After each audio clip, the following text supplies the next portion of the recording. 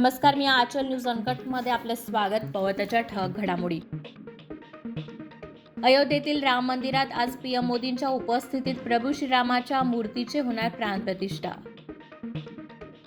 लोकशाही टिकवण्यासाठी पाहिजे ती किंमत आम्ही मोजू, कितीही अडचणी आल्या तरी एकत्र राहावं लागेल, शरद पवार यांचं वक्तव्य.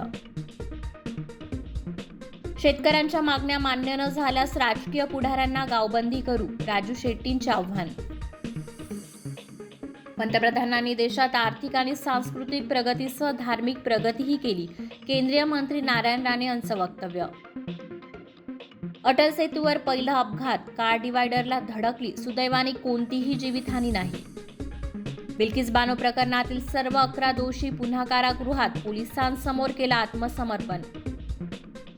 कॅनडाचा मोठा निर्णय, 22 जानेवारी अयोध्या राम मंदिर दिन म्हणून साजरा करणार. म्यानमारमधील हिंसाचारात वाढ, लष्कराच्या शेकडो सैनिकांचे भारतात पलायन, मिझोरममध्ये शरणागती.